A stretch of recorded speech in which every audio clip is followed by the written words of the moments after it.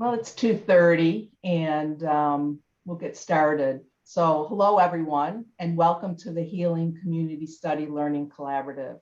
My name is Lisa Romley, and I am the Learning Collaborative Coordinator for the HEAL study. We are here today to discuss best practices when implementing MOUD in the criminal justice system. So before we get started, I just need to review some housekeeping announcements. Just a reminder that this session is being recorded today. And if your screen name is not your full name, you're either using a partial name or just your first name, or you're using your phone, if you could just please update that now and change it to your full name. To do this, you just click on the More button right next to your name and then click on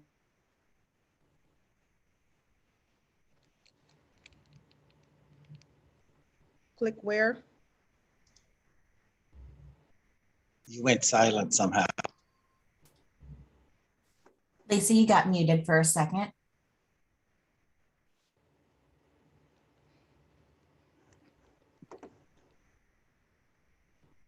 Lisa, we can't hear you. You've muted yourself. All we have heard is we ended hearing your voice after you telling us I think about the CE credit. Okay, thank you so much. I'm asking for people that are coming into the room now, if your screen name is not your full name, you're using a partial name or you're using your phone, if you could please update that and change it now. To do this, all you do is click on the More button right next to your name and click on Rename and type your full name in there. This helps when we compare the participant's name in the session to our registration list. We are offering CE credits for today's session. One CE credit has been approved for physicians, pharmacists, nurses, social workers, and licensed alcohol and drug counselors. And I'll give you instructions on how to obtain the CE credit at the end of the session.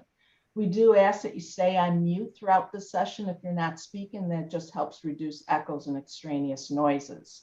If you have any questions, and we do welcome your questions, please use either the raised hand feature, which you would click on reaction at the bottom of your screen, click on the raised hand, and or you can type your question in the chat box and we'll read it sometime during the session.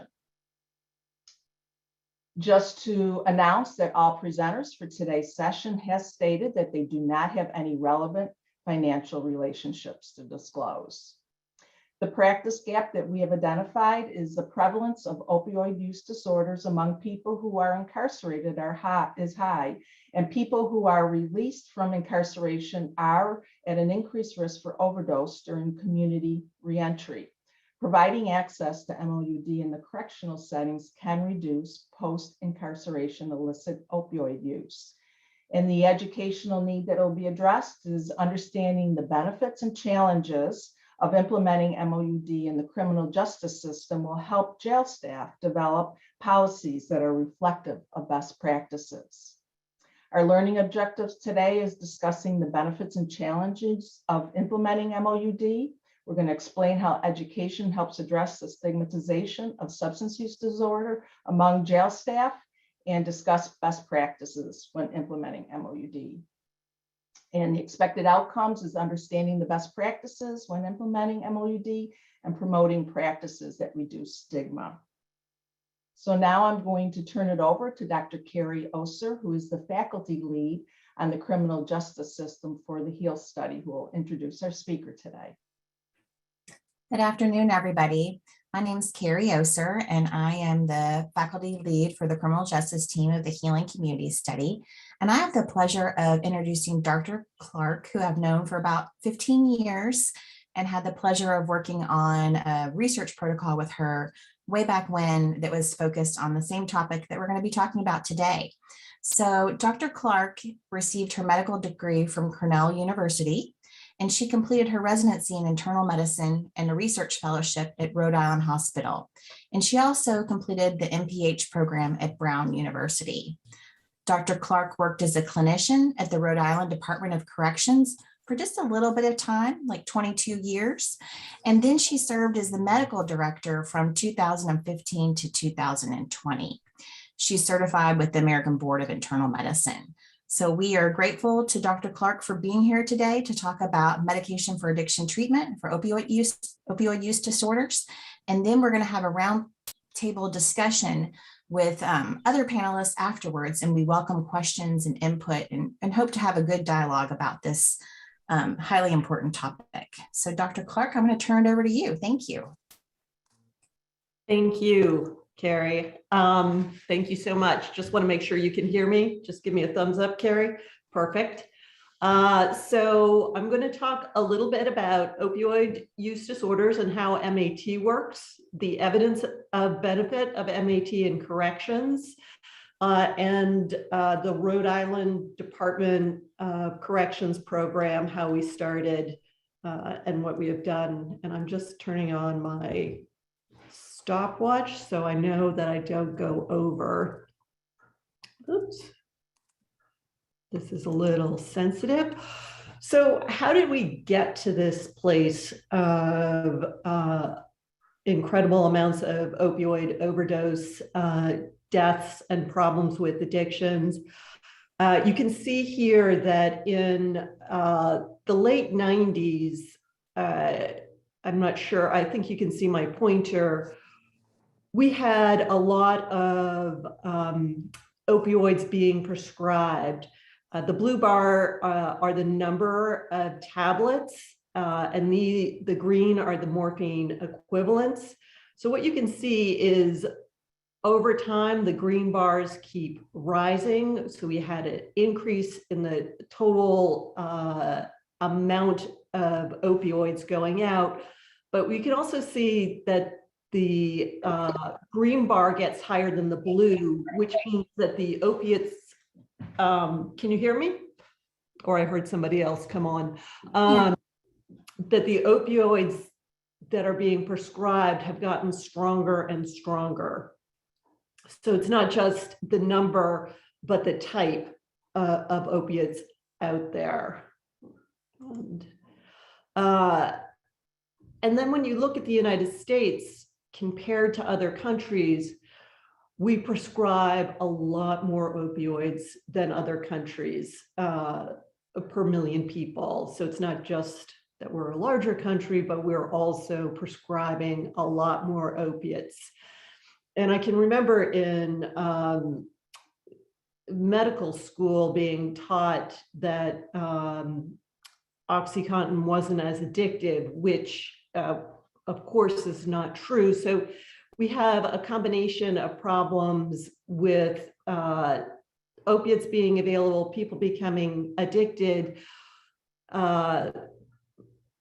poor clinical practices, and a lot of addiction being started through the medical community. So the medical community, pharmaceutical industry is partially how we got to where we are today. And so the question always comes up, why do people use opiates? Opioids definitely help relieve pain. So very appropriate after a surgery, severe injuries, people definitely are cancer treatment, treating pain. But if somebody is not in pain and is using an opiate recreationally, they may feel amazing. So they go from feeling normal to this euphoria. And so not everybody feels that. Some people, you might know, start feeling really nauseous. Some people feel sick. But for the individuals where they just feel amazing, their brains are more likely to change and they're at higher risk for addiction. And what you see over time with use, people develop tolerance, and then when they stop using, they go into withdrawal. So nausea, vomiting, diarrhea, they start feeling really sick without using. And what they had used in the past will just get them to start feeling normal. And sometimes they never reach that feeling of euphoria, that positive feeling that they might have had from substances in the past.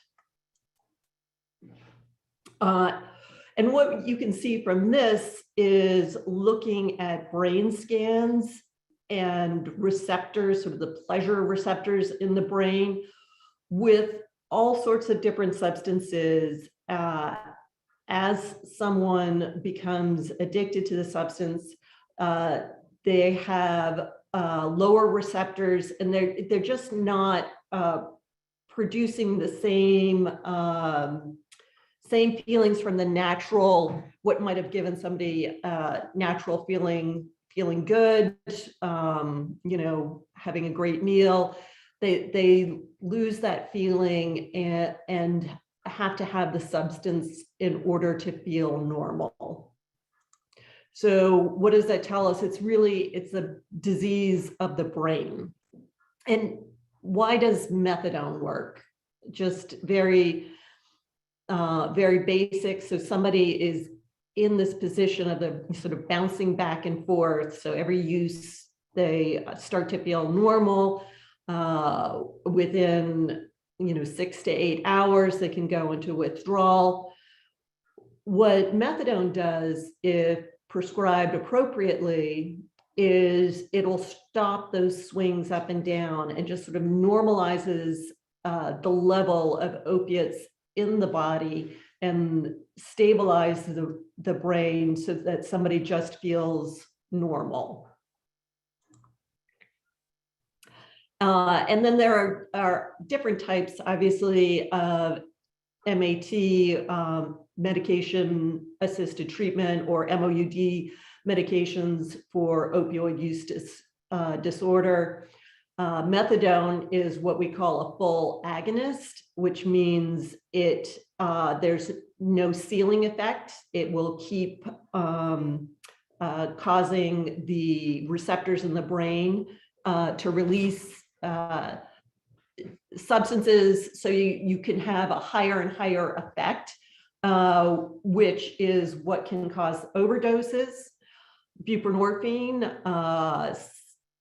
otherwise known as Subutex, or more commonly Suboxone, which is a combination medication.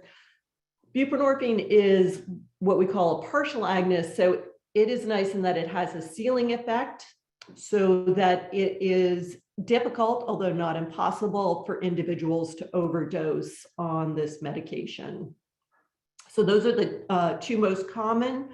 There's also depot naltrexone, which is a complete blocker of the receptors.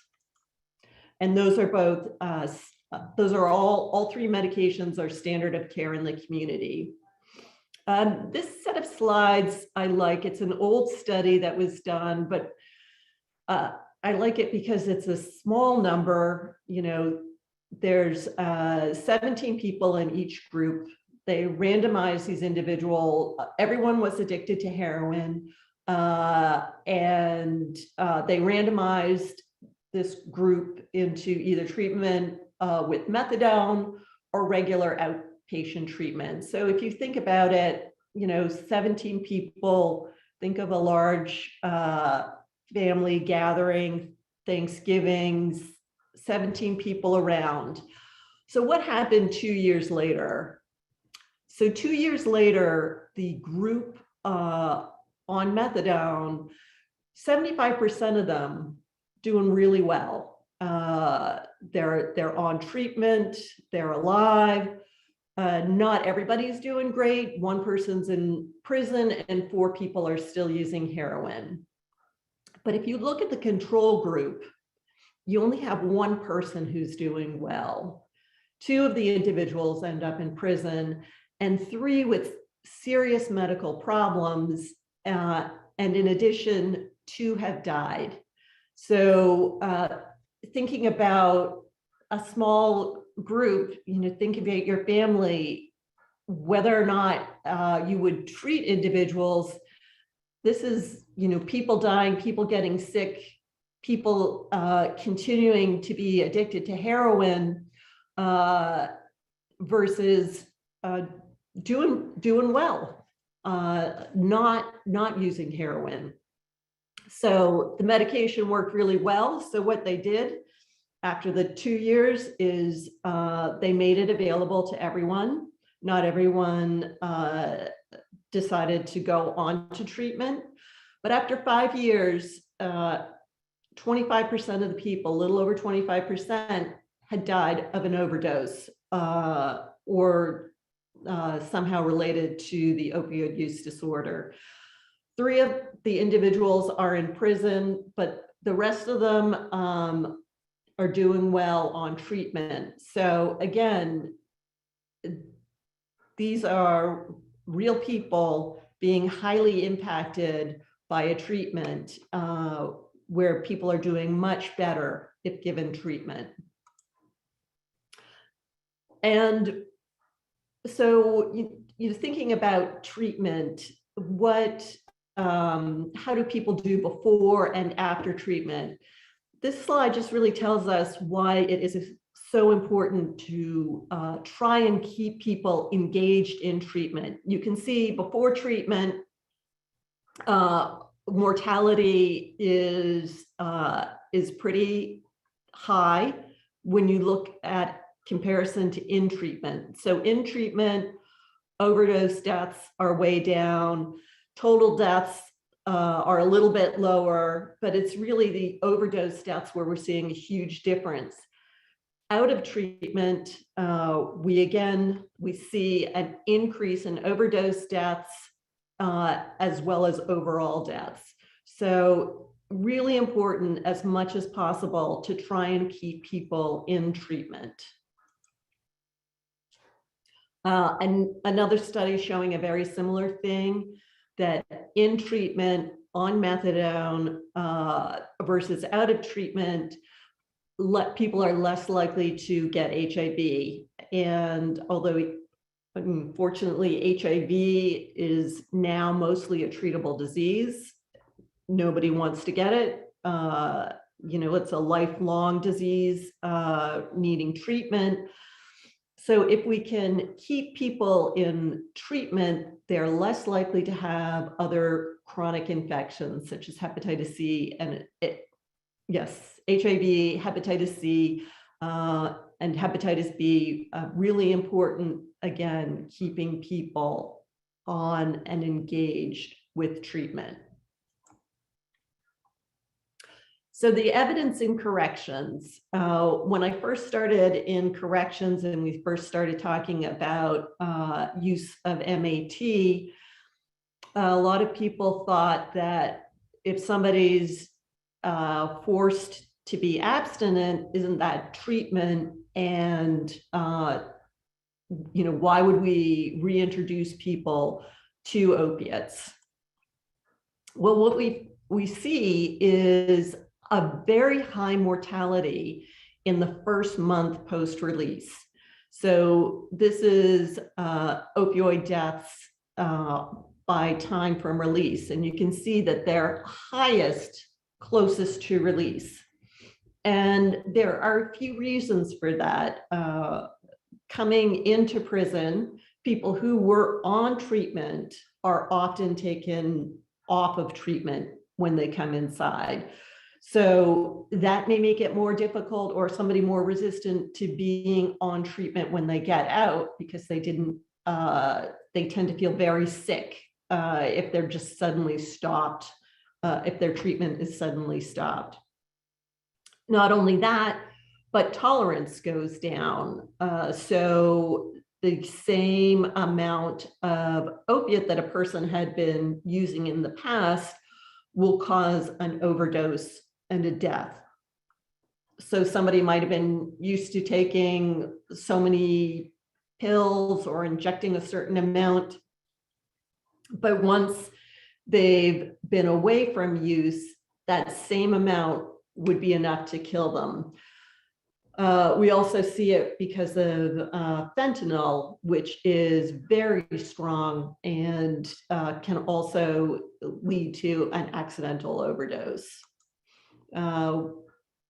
It's been shown in multiple studies. In this study, risk of an overdose death was 129 times higher during the first 2 weeks of release than it was for the general community. So once again, that time after release is when people are at higher risk for an overdose and death. I think these slides are going to be available to everyone, so I just put this in for people who are into cost effectiveness analyses. So basically, everything in this bottom quadrant shows that treating people leads to fewer deaths and a cost savings. None of the analyses showed higher mortality and higher costs. So basically, treatment is cost effective and if done appropriately will lead to a decrease in mortality. This study looked at what happens inside if you take somebody off of methadone. Do they get into treatment in the community? So this group in blue was kept on treatment. The group in red had forced withdrawal from methadone. And what this shows us is that there's almost 100% follow-up in the community if people are kept on treatment while inside. So, that's what we want to see. The forced withdrawal, it looks like about a little over 50%, almost reaching 75% followed up. But some of these individuals were never completely weaned off of methadone. So when you look at as treated, the people who stayed on methadone were much more likely to follow up in the community, over 75% the first day that they're out. So that's people immediately engaging in treatment, significantly decreasing their risk of overdose and death, compared to the people who had been completely taken off of methadone. There you can see that one day out, less than 25% have followed up in the community, and we never quite reached the 50% range. So again, very high risk being taken off of medication, of not following up in treatment. This study looked at buprenorphine and starting people on treatment prior to release. So it was starting prior to release versus initiating in the community, so offering it free in the community. And you can see again that those who are offered starting prior to release versus in the community, those prior to release were much more likely to continue on treatment in the community. And we also see similarly with the extended release naltrexone that we have higher rates of people continuing on treatment and being abstinent at about two months after release.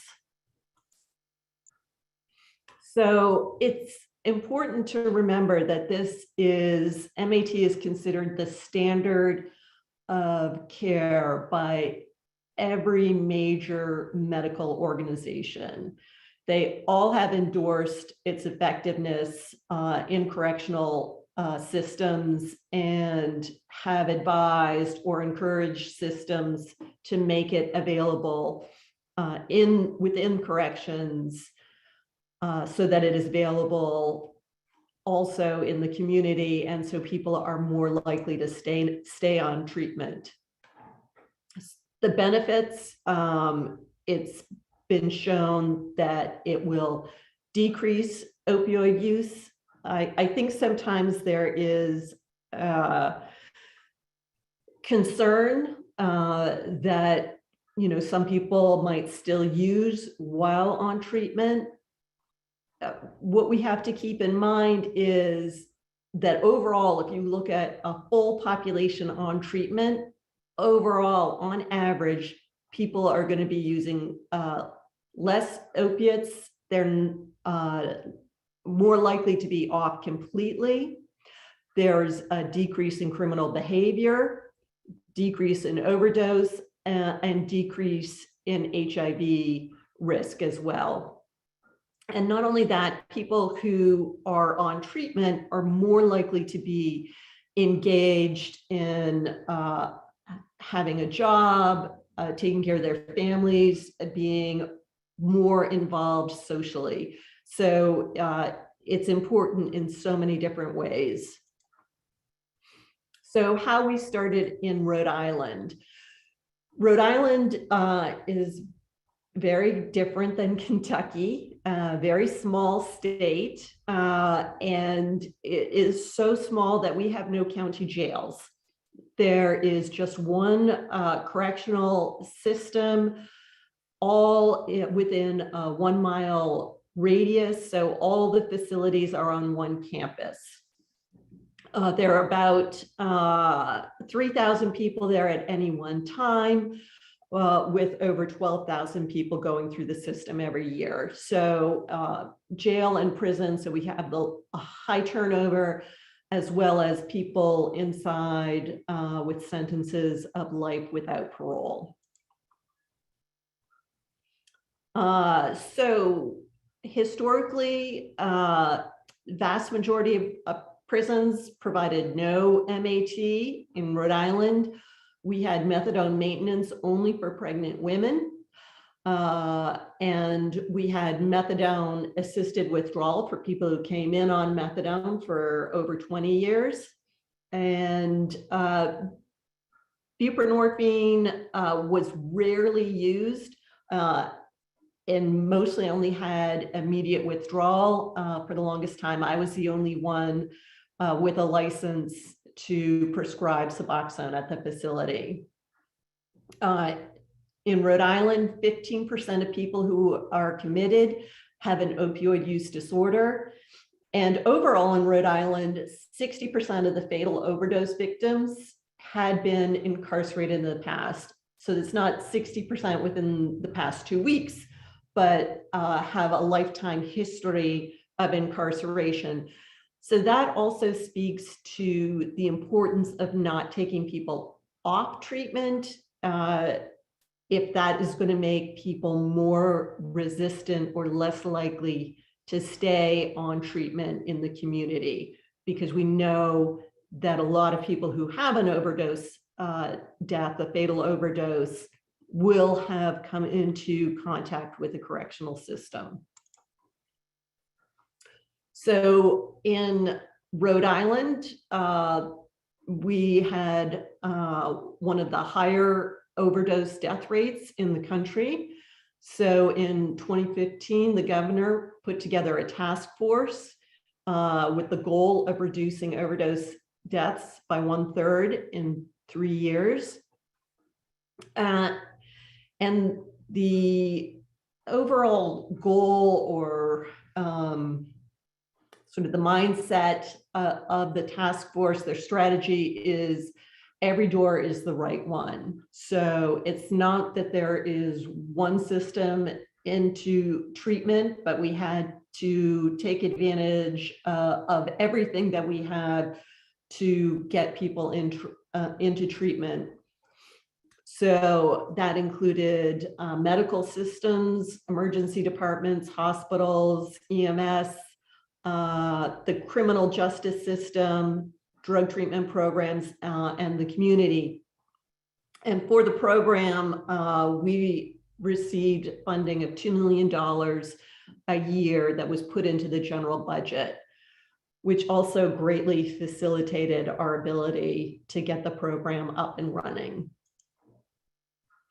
So our goals were to screen everyone upon arrival and to focus on 3 different populations. The first was the continuation of people on MAT. At first, it was just for people who were in for 6 to 12 months. but we did increase that to 4 years. And at this point, there are very few people who are in for longer than 4 years. So most people are not taken off of treatment at this point because of a long sentence. The other thing we wanted to do was initiate MAT upon commitment.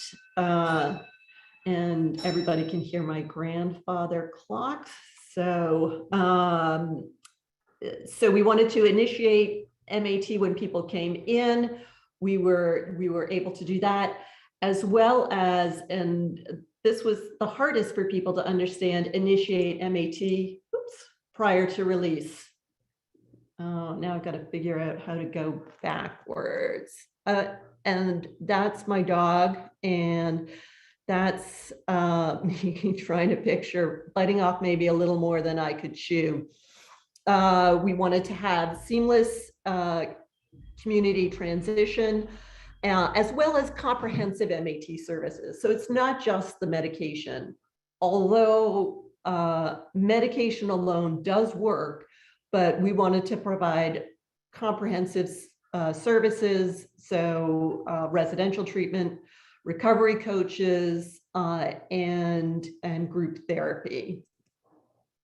So what did we do? So the program started in December of 2015. Then we began with the extended release injectable naltrexone, not used very often, but it became available then. In May, we started buprenorphine continuation in the women's division. We started off in a smaller facility. We also stopped withdrawing people from methadone. We had slowly increased the amount of time before we would take people off. So it was a transition. It wasn't like we went from one day to the next of stopping, withdrawing everybody. But we wanted to start up slowly. Even so, I think we did go a little quickly. In July, what we decided was we did not want to have our own program. I did not want to be responsible for the licensing, so we put out a request for proposals to have another entity provide services. It ended up being Kodak, which Kodak is an MAT provider that had been providing services for us for over 25 years. So we hired more staff, and by November, we were starting pre-release inductions. And then over a 4-year period, we screened over 11,000 people, did assessments on almost 3,000. Some people, we never did assessments. They came in from the community. We immediately continued them on their treatment. So overall, we had over 6,000 people who were on MAT. So, you know, some of those people were directly from the community, continued, and some were assessments and started while they were inside. Depot naltrexone was 60 people, so not the number one option inside, and there are a lot of reasons for that. Naltrexone is generally more appropriate for people with less severe disease, and often by the time people come into the correctional system, the disease has reached a higher level of severity. And naltrexone doesn't prevent cravings as much as the other medications. So the majority were on methadone.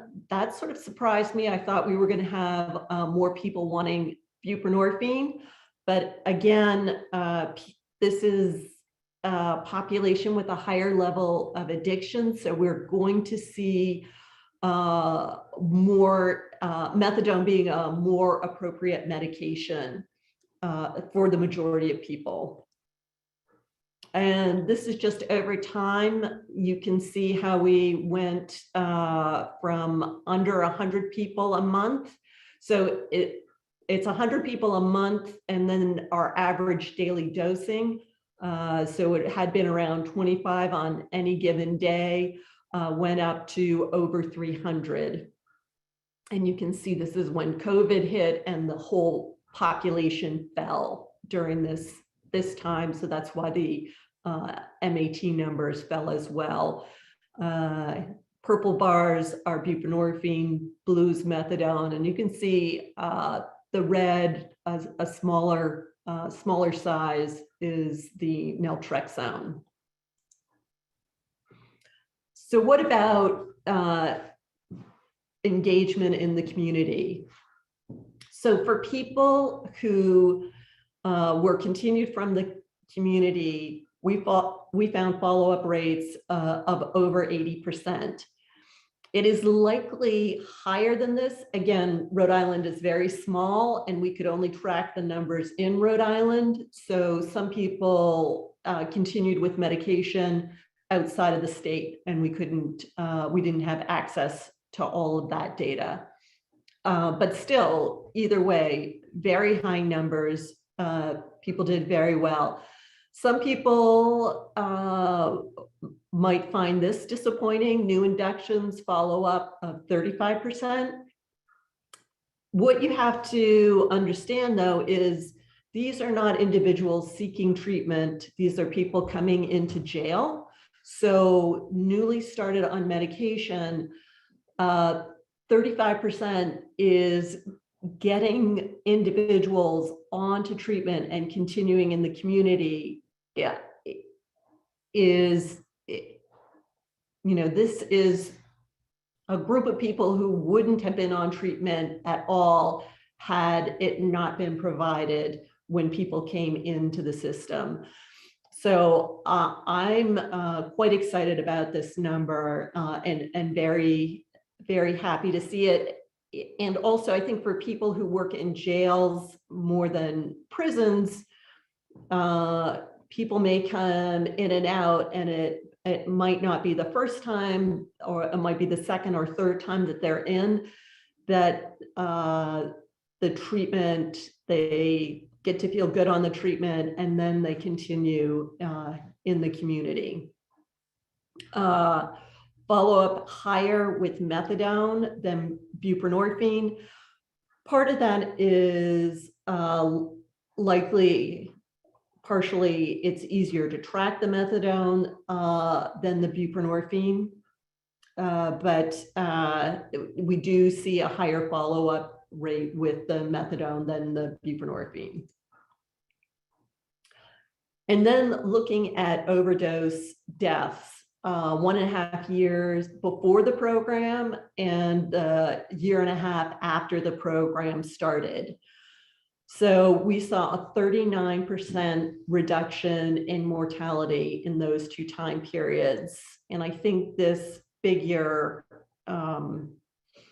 really shows it more. Prior to the program, mortality after release, we were seeing increases going up and up.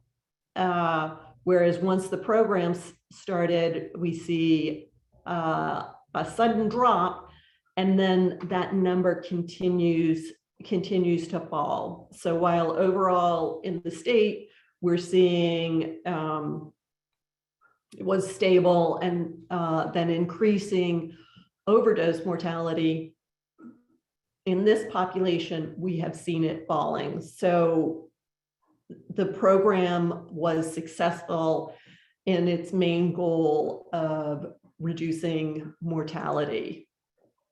And then people in corrections specifically really want to see what happens with discontinuing diversion of the medication.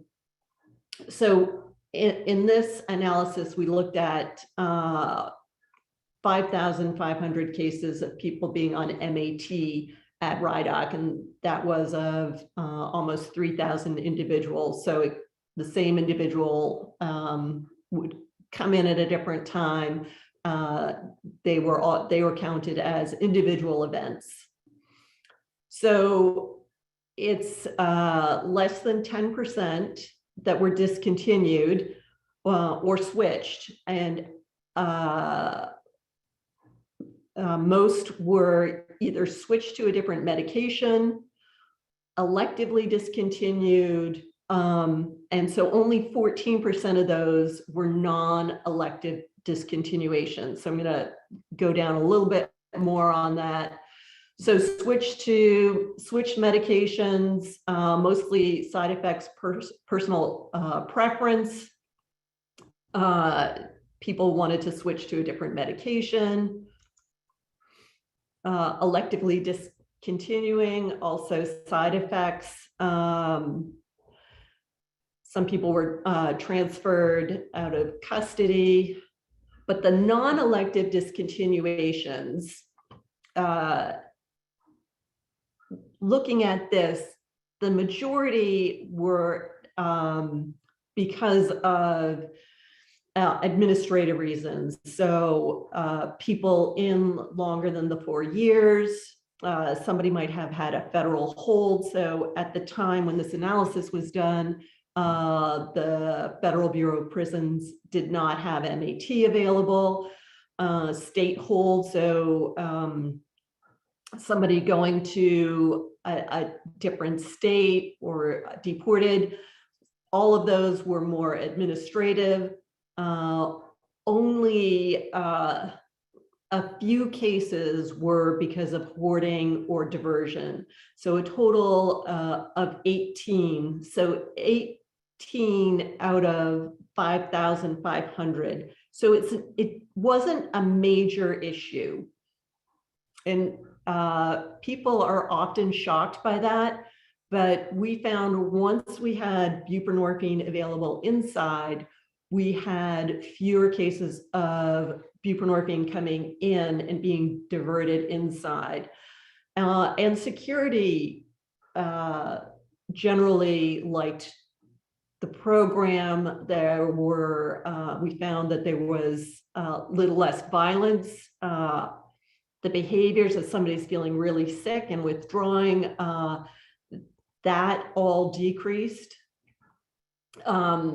You know, you tell people that they're not going to have to detox when they come in, and then there's less contraband, safer for all staff, environment cleaner, less disciplinary infractions. So overall, very positive impact on security. So in conclusion, MAT is part of a comprehensive treatment program. Important to remember, opioid use disorder is a chronic disease of the brain. It's not an acute illness. It's not like there's one treatment for a certain amount of time and you're done. MAT helps by blocking opioids and satisfying cravings. Maintenance on treatment leads to improved outcomes. And most importantly, choice of medication is highly individualized. It's not, there's no one right treatment. And the best medication is the medication that a patient will take. If somebody's having horrible side effects with a medication, they're not going to continue on it. And then if somebody's not taking a medication, that medication obviously will not work. So some mistakes, lessons learned. We were under some time crunch because we were given funding, and the the pressure to have results quickly led us to implement our program before we had adequately trained staff at all levels. I think at this point, there's much more known about it. You know, we started 7 years ago. People know about it more. I think if you can take the time to really train staff, that is very important. Time of dosage is really important. I was just so thankful we were able to start the program. I said, you know, whatever time works for you, for the correctional staff, not thinking that they would think 8 o'clock or 9 o'clock at night was a good time for the medication. What happens is it can be activating when it's for treatment. So generally an opioid is sedating, but when it is used for treatment, people can feel tired because of withdrawal. So people were staying up all night, and sometimes people were hoarding their medication to take it in the morning. So pretty important when you're starting, just start dosing in the morning. The communication, again, it is so important. Developing strong ties with community providers. And again, in Rhode Island, because we're so small, we're very lucky that our community provider had or has treatment facilities. Basically, nobody would have to drive more than 10 miles for treatment. And they would also transfer somebody to another program if there was another program that was more convenient or the patient preferred. So they didn't have to stay, but they were enrolled in the program and could start or continue treatment the day after release. Having a plan for people that are transferred to another jurisdiction, that was important to us, probably not as important to you guys, being in a larger state. Setting up a pharmacy with MAT pharmacy within a correctional facility has a lot of challenges. So starting early and getting contacts to help with that. I know SAMHSA is working on changing some of their regulations now. Oops, and I'm almost over. So let me just, bottom line, there are federal court cases now saying that using the ADA and not treating addiction as cruel and unusual punishment. So it is likely that if not soon, that sooner or later, we're all going to have MAT programs available. And as one of the wardens always says to me, you can write the story or have it written for you. And the preference is always, it's easier to plan your own program than to have something court imposed. So she always liked to get ahead of those things. MAT is a program like any other program. Culture shift is required, staff buy-in, and good security versus good programming. Basically, you can't have one without the other, and that we're all in this together and working together, we can provide the best services for our patients. And with that, I'm going to stop sharing. Thank you, Dr. Clarke. That was a wonderful presentation, and it's exciting to learn about all of the innovative and much needed programming that the Rhode Island Department of Corrections is pursuing. There's one question for you in the chat, so I'll give you a chance to read that while I introduce our other panelists. And I also wanted to introduce my co-facilitator, Dr. Michelle Lofwall, who is a professor of behavioral science and psychiatry at the University of Kentucky's College of Medicine and in the Center on Drug and Alcohol Research. Dr. Lofwall is also the medical director of the First Bridge Clinic, which provides comprehensive outpatient OUD treatment to patients discharging from emergency departments and also inpatient medical surgical services. Dr. Lofwall is one of the lead investigators on the Healing Community Studies treatment team. So she's going to be co-facilitating with me today. And then we have some wonderful panelists. The first of which is Mane Miraturasan, who is the Offender Services Manager at Louisville Metro Department of Corrections. And Mane has been employed by Louisville Metro for over 18 years. So again, just a little bit of time. So we got some good experienced folks here. And she's helped develop and implement several programs in Louisville Metro. Mane holds a Master's of Science in Social Work from the University of Louisville and is a certified social worker by the Kentucky Board of Social Work. And she's also an adjunct professor at the University of Louisville. Mane is a graduate of the Correctional Leadership Development Program by the National Institute of Corrections and the National Jail Leadership Command Academy. And then we also have Natasha Rose, who is a Healing Transitions Care Navigator, RN in Clarke County with Bluegrass Care Navigators. Natasha earned her BSN at Eastern Kentucky University and her MSN in 2021, and now is actively pursuing a PMHNP degree from Northern Kentucky University. She began her career in substance use disorder and MOUD treatment back in 2001, and she spent the past 20 years actively engaging and offering encouragement to those with substance use disorders. Beginning with bedside nursing, her career spans primary, acute, long-term, emergent, and ICU as either staff travel nurse or a nursing manager program facilitator. And she's currently a PRN clinical instructor for the BSN program at Morehead University. So we're glad to have Natasha and Mane here with us today. Dr. Clarke, would you like to answer this first question that we have about one of the slides that is from Angela Sparrow? Yes, I just threw something into the chat. So that 60% was ever incarcerated. Prior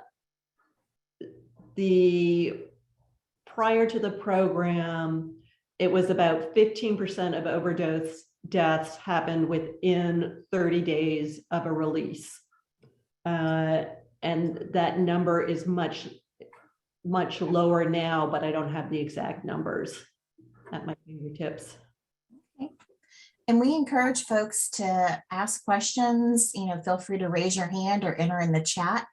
But I think we'll start by asking Mane and Tasha to share the beginning stages and development of offering MOUD treatment at the facilities that you work. If you could talk about the facilities where you work and what sort of medications are offered there.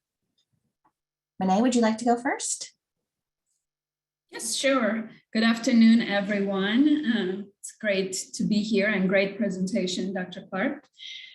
So at Louisville Metro Corrections Department in 2016, we started our injectable naltrexone program, which was really for discharge planning only. So we were not offering anyone to continue if they were already engaged in the treatment in the facility. We just came across some funds from the state, some federal funds that were passed down to the state, and we decided to just grab it while we could and offer it. So Vivitrol was the first MAT that we started offering, and we're still doing so since 2016. So fast forward 2017, we started initiation of methadone for our opioid addicted female population, pregnant population. So at that time, we looked at it as best practice, the methadone, and we partnered up with Louisville Public Health Department. The Moore Center is the clinic with the health department. So we partnered up with the Moore Center, and they started doing the dosing and initiation. Currently, we have the COSAP grant, which is $1.2 million from Department of Justice. We finished kind of the planning part of it and started our maintenance, methadone maintenance program last January. So a little over a year, we have been doing that in addition to the initiation for pregnant women. And the phase after that would be continuing buprenorphine, also maintenance. And then third and fourth phases would be initiation of inmates in our general population with methadone and initiation of buprenorphine in general population. So currently initiation of pregnant opioid addicted females and maintenance of anyone that comes in and is currently engaged in a community methadone clinic. Thank you. And Tasha, can you explain your role? Sure. UK and BCM partnered together to implement and establish a care navigator that would be involved with the Clarke County Home and Incarceration Program. Through those services and with linkage, which is a service that I will follow a client or inmate that is released into home incarceration for 30 days. During that 30 days, they have my services and resources to, one, establish if they have a previous history of substance abuse, or if they need that diagnosis to be evaluated for it. And then two, to help get them enrolled in MOUD therapy and set up primary care, psych evaluations, and decide which form of MOUD therapy best suits them. They may have had previous experience with it and know which one works better for them. Once that service was established with Tony Kirk and his partner, Scott Dawson, in the home incarceration, they then provided me with like a meet and greet that I was able to set up that relationship with the community services that were involved and meet those people. Like, for instance, if the client needed transportation or housing, I could go out into the community and establish that with them, and they have that relationship with them and build on that. So basically, my clients or the inmates that are coming out are looking for resources to help them reestablish themselves back into the community. Thank you, Tasha. We also had a link for people to submit questions beforehand. And so I think I want to ask Dr. Lofwell to answer this question. And it was submitted beforehand, and it asks, what resources options are available for patients leaving the emergency department who are in law enforcement custody, or even just leaving the ED who wish to seek out medication treatment for their opioid use disorder? Sure. Thanks, Dr. Oser. I'm sorry, my Wi-Fi is unstable, so I don't have my video on. But I think the first thing to realize that it's totally appropriate to ask the emergency room department to initiate treatment for opiate use disorder. There is a growing literature that initiating treatment in the ER is associated with ongoing treatment retention and improved outcomes, just like continuing treatment in the criminal justice system is, that Dr. Clarke just showed wonderful data about. There's actually a recent paper that's published also really suggesting that ERs that are not screening, identifying, and offering treatment for opiate use disorder using FDA-approved medications are putting themselves at risk for being sued. So the first thing I would say is, if you are, someone who is with an inmate at the ER because you had to bring them there because of potentially an overdose and now they're in acute withdrawal, totally appropriate to ask that ED to start treatment right then and there. You can potentially save their life right then and there and get treatment started. The community resource guides for all of the Wave 1 communities have buprenorphine and methadone treatment providers that have no waiting lists and that take Medicaid. So those are all, up for grabs to contact. And also, ideally, I think you're hearing from Dr. Clarke, the contracted medical providers in the jails and prisons should be offering this as just like they would offer insulin for someone who's diabetic. I know it's not what's happening, but you can see all the outcomes that she provided. And, when Dr. Clarke was providing the medical outcomes, she was also producing, I think, some outcomes talking about recidivism and like some criminal offenses too. And so it just really kind of struck me as this is a treatment that improves public safety. And that is, I think, to me, that's just really critical to understand that like this improves public safety. This is not just a medical treatment that saves lives, it improves the public safety. So does that answer the question? I think so. And I think that, Dr. Clarke, if you could speak more about the jail and prison staff's perceptions and did they change their views on medications over time? I mean, it sounds like it's a cleaner environment, it's a safer environment to work in, that when people have medical treatment, they are more compliant when they're incarcerated. Definitely. And I think especially at the intake facilities where they had seen more of the acute withdrawal in the past. So some of the men's facilities, men's maximum, they rarely had anyone in withdrawal because that individual would usually be at the intake facility. So there we saw the largest change in attitudes, kind of relief at having people on treatment. We have a video of one of our officers who went from being totally against any kind of MAT treatment to, wow, this is saving lives and making things neater.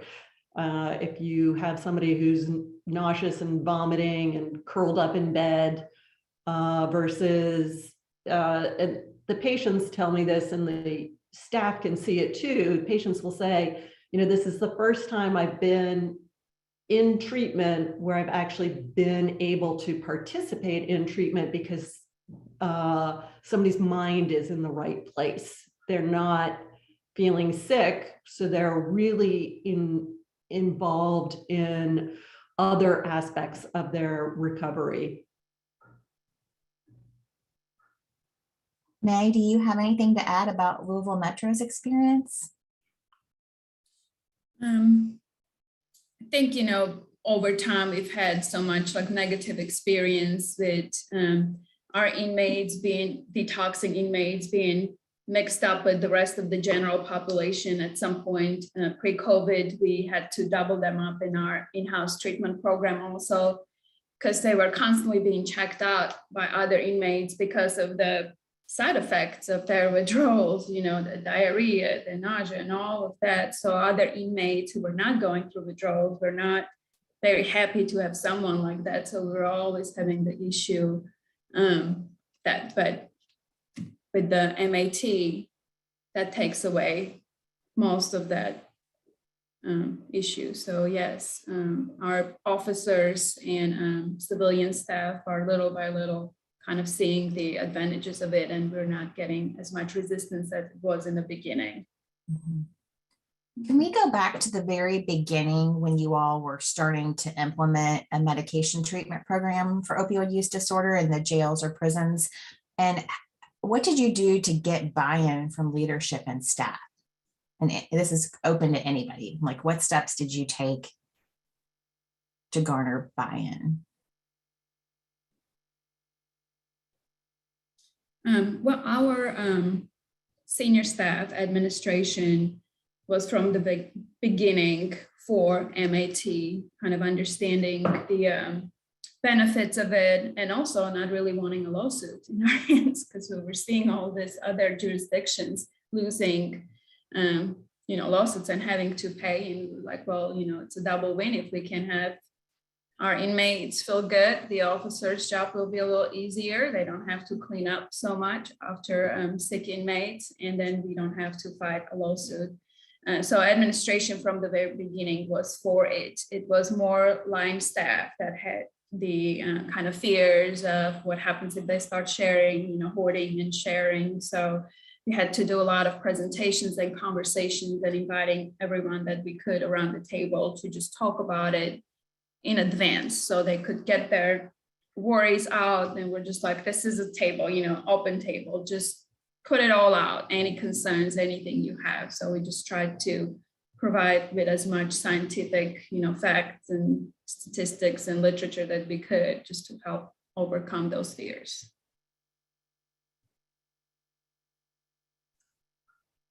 I think in Rhode Island, it helped that it was coming from the governor. So it came from the top down, but then to try and increase the buy-in and the understanding, we had multiple meetings. We worked with the training academy for the yearly training of officers, where we would provide more information and give people an opportunity to express their concerns. I forgot one area of miscommunication was people getting disciplined for hoarding medication, but then we were never told about it. The medical side wasn't told, so that it looked like we were ignoring things, but we couldn't ignore things that we didn't know about. So once we improved that line of communication, that helped out a lot more. Also, I think I was a little surprised that security liked methadone so much better than buprenorphine. I thought it was going to be the other way around. And I think that's because of my medical training. I was thinking, oh, there's a ceiling effect on buprenorphine, and people can't or are very unlikely to overdose. But the methadone treatment program, people can get their medication a lot faster than the buprenorphine. So that also worked out quite well. I think for myself and the Clarke County community, they were just so ready to have this program. They were very open and understanding. And I think just being consistent in showing up whenever they had questions and letting them know that there was this person or this group of people that were truly dedicated to making sure this program worked and provide the answers and instruction that was needed. So consistency was really key in my community.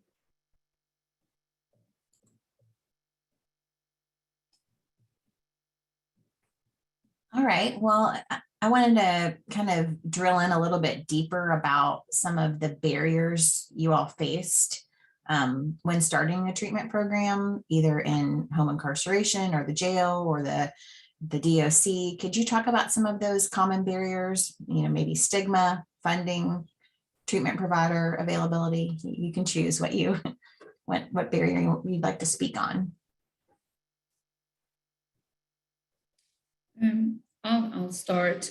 So we are kind of really big on bridging the inmates back into the community so they can continue their treatment. So not just having it inside the jail, but also continuing. So some of the barriers by being a jail, mostly pretrial inmates, that's difficult because it's so dynamic. They're coming in, it might stay a couple of hours to a couple of years, depending on how long their case is going on. So can be difficult returning them into community, like that discharge planning point when you don't exactly know when a person is getting released. So constantly having to be ready for each inmate and preparing them. Okay, you're going to court on this date. You might get released, you might stay. But in case you're getting released, we need to make sure we have that follow-up plan. Where are you going? How are you getting there? We've got to make sure you get your dose that morning. So, you can get your second one after release. So a lot of, I wouldn't say specifically barriers, but just, little things that were making our job a little more difficult to have a smooth transition. But one of our foot's always out in the community, trying to figure out who are our partners, making sure we have good relationship with every clinic so they know what we're doing, what's going on, and our limitations, so that way they can work with their processes to help us as much as they can with intake and fast, ROIs, returning information to us when we need it. That discharge planning is a challenge with the jail population. So it definitely is. And the community partners and the continuity of care is so important. Jennifer, would you mind to share a bit about how you all did discharge planning? So discharge planning would start with program enrollment. So we're more of a jail than a prison. It would start immediately, always making, called it contingency planning. So someone might be convinced that they're not getting out of court, and that's always the person who gets out at court. So we would, make sure that there were phone numbers available, letting people know addresses, where they could follow up immediately. I think having people enrolled in an opioid treatment program while they're inside really helped because they were already in the system for the same day or the next day if they got out.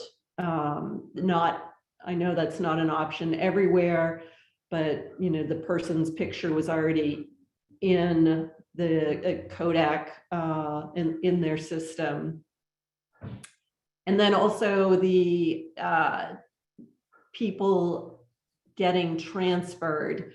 We never want somebody to go from a therapeutic dose of methadone to being completely withdrawn because they're transferred to another prison or jail. And that remains a struggle. And we worked with some of the judges.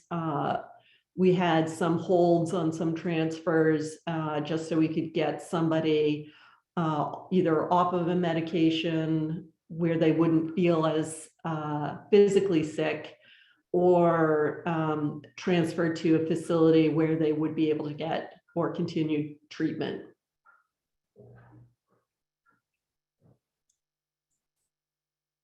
Tasha, what barriers did you experience in the home incarceration setting? Believe it or not, when you hear the word home incarceration, you wouldn't think that housing would be an issue, but it very much so is. In that they are coming out and going to a friend's house, a relative's house, and they're literally, quote unquote, couch surfing. And unfortunately, some of them are coming out with felonies, and it limits their options of getting funds and to obtain housing, such as Section 8 or HUD or housing vouchers. So, and then allowing them to have something of their own. So they're still stuck with that person and then whoever they're staying with. And the stigma is the second part of that. They don't want any of their family members or that friend that they're staying with to know that they have this diagnosis or that they're going to this clinic for treatment, for MOUD treatment. And so for myself, I have a very limited time window to kind of break that barrier and bust that barrier up, and that to let them know that my job and my role is for them. I'm there to, my sole purpose is to offer like non-judgmental support and the resources that they need to obtain and maintain their sobriety and their overall health and well-being. So it's a very short window, and you would think, like I said, with the housing, it wouldn't be that difficult. And unfortunately, in Kentucky, the third part of that is that transportation is an issue.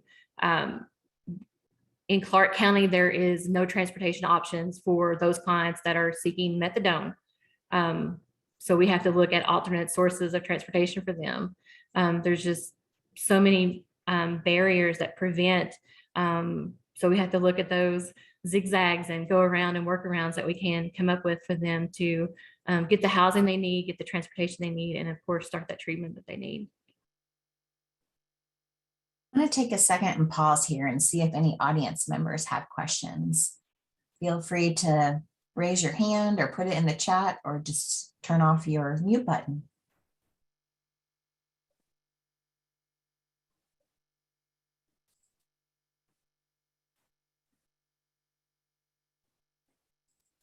I think that our panelists are so such wonderful communicators that we don't have any questions. Dr. Lawful, were you getting ready to say something? Yeah, I was just curious what the participants think. I mean, there's very few places, I think, outside of Rhode Island, and Dr. Clarke can correct me, that have made all 3 FDA-approved medications for opiate use disorder available to inmates, incarcerated persons. And so first of all, is that correct, Dr. Clarke? Are there other states that have all 3 MOUDs available to their inmates? I'm not sure about full state systems, but I know that there are facilities within several states that offer all 3 now. Okay. So, But it's just a I think handful, that- correct? Just a It's handful. still not a very large number, Right. but growing. right. So I think what was so striking to me is your one, like if I was to think of all of your slides that like just really kind of hit someone over the head with like, oh, wow. It's your slide that shows what the inmates choose when they have all 3 available to them, and how it is in such stark contrast to what is the most common MOUD made available to people in most states, in most settings, which is the one that's least likely that the inmates want, which is naltrexone. And so I'm just curious. Yeah, what the group thinks about that.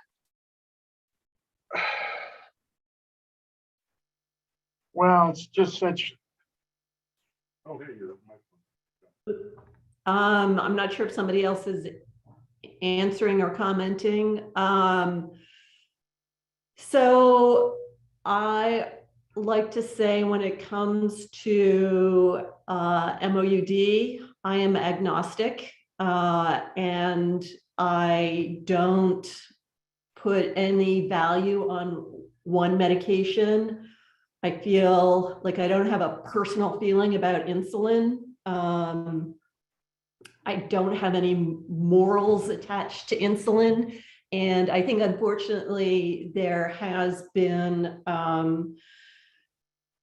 there are some beliefs out there that there's a moral superiority to one medication or another, and there just isn't. The best medication is the medication that works for the patient, that the patient is going to continue with. Does methadone work for everybody? No. You know, sometimes none of the medications work at this point in time, but you know, next year that patient will deal better with this medication or that medication. I often use the example of diabetes. I'm not going to withhold medication. I'm not going to withhold your insulin if you have a donut. You know, the goal is to keep people healthy, and you know, working with the patient and realizing that this is a chronic brain disease, we can have the results that are best for the patient and best for their families, because nobody benefits if, you know, a mother dies, a mother of a 5-year-old dies. Best if the person is on treatment and can be a healthy member of a family and a community. And that's really what our goals are. Dr. Clarke, I think that's such an important point about being agnostic to the type of medications, but the importance of having all three medications available so clients can have choice and that whatever choice may work best for them. But the issue is in correctional settings, a lot of correctional systems prefer Vivitrol specifically because they think that it's going to be less likely to be diverted. So maybe you all could talk about what strategies you've used to prevent diversion, or has diversion been an issue? Dr. Clarke touched on it a little bit, but maybe we could dig in deeper there. I think having all three available cuts down on the diversion. I've heard anecdotally that the market for buprenorphine went way down once it was provided. So within the facility, there's less diversion, and there's less coming in from other sources.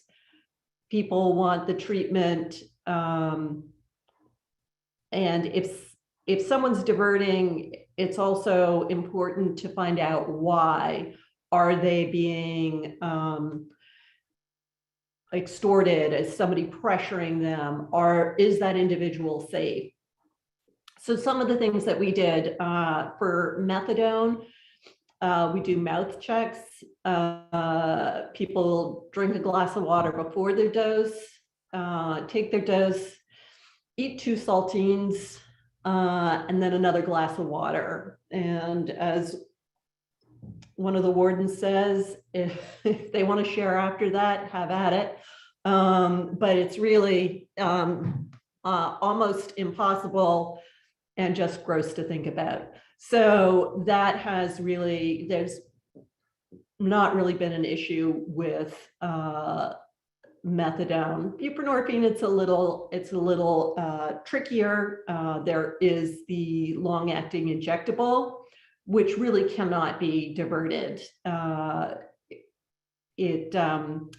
think some people thought it gets injected and then forms like a little marble inside that could be cut out, but it's the biology of it is it sort of weaves into things.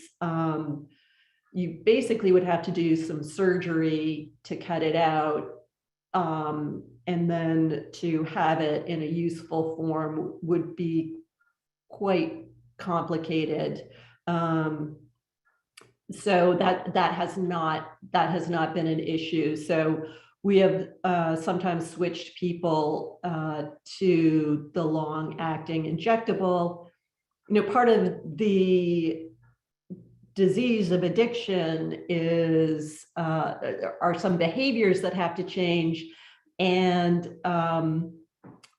some people will tell us, yeah, I can't have buprenorphine because I'll share it. It's part of the disease. So really working with the individual and finding a method so that they can have a treatment that's safe for them and that they will use appropriately.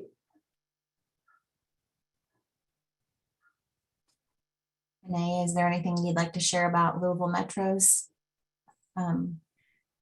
We have not had any diversion related issues with methadone. Of course, we haven't started buprenorphine yet. There is fear from security that, the diversion of it, just simply because we still get paper mail and a lot of Suboxone strips are being attempted to get into the jail. So a lot of people are kind of fearing, oh, now we're going to legally just hand it to them. But of course, it goes through medical while security is standing by during med pass. So they're the same checks that Dr. Clarke was talking about, mouth checks. So we're going to just simply do our best from both parties, the nurse and the officer present, to just do our best to stop it as much as we can. Of course, it's jail, so we may sometimes find a way to do things, but we'll do our best. Well, I would like to thank all of our panelists today, and we appreciate your time and sharing best practices for implementing MOUD in criminal justice settings. Lisa from our team has some additional information about the continuing ed credits, so I'm going to turn it back over to Lisa to wrap us up. Thanks, Carrie. This was a wonderful presentation and a panel discussion, so thank you. Let me just share my screen here, go through the steps of the obtaining the CE credit. All right. So if you just want a certificate of attendance and that's all you need, you would click on this link, and I think Liz is going to put this link in the chat box, or you can scan the QR code, and that'll just provide you with a certificate of attendance, and you'll have that probably by tomorrow. We'll send those out. Or if you're needing the CE credit, you're a physician, a pharmacist, social worker, nurse, licensed alcohol and drug counselor, you would go to cecentral.com, get credit, and type in the activity code. And again, Liz is going to put that in the chat box for me, and you will get your CE credit that way. If this is the first time you're using CE Central, you do have to register. It's free. It takes less than a minute. It's very quick, but you do have to do that. And then we do want your feedback from this session. We really value your input, not only on what you liked about this session and what would you like to see in future sessions. So we will have that link in the chat box for the evaluation survey. If you could just, it really just takes a minute to fill out. We really appreciate your input. And just a reminder that our next Learning Collaborative session is April 6th. It's going to be on advocacy. We're going to learn ways to effectively advocate, and then also what's the difference between advocating and lobbying. So it should be really great. We have Sheila Schuster, Kara Stewart, and Emily Beauregard, all three very familiar with advocacy. So that should be really a great learning collaborative that we're looking forward to. And then just a reminder, on every Thursday at 11:30 is our Kentucky Open. And I will put this link, I'll send it out in an email so that if you are interested in registering for the Kentucky Open, it goes 11:30 to 1 every Thursday. And I will be sending that information in the follow-up email. And that's just it. So Lisa, before Yeah. we jump off here, some folks are saying that CE Central is saying the credit's unavailable. So can we follow up I'll with fix folks it. after Yeah, this? I'll fix it. I will. I don't know why that it's saying that, but I will definitely fix that. And I'll send out an email letting you know that it got fixed. Okay, we apologize for that, and we'll get it sent out. Great. And thank you again for everyone being here, and look forward to seeing you at the next Learning Collaborative. Have a wonderful day, everybody. Thank you all. Thank you.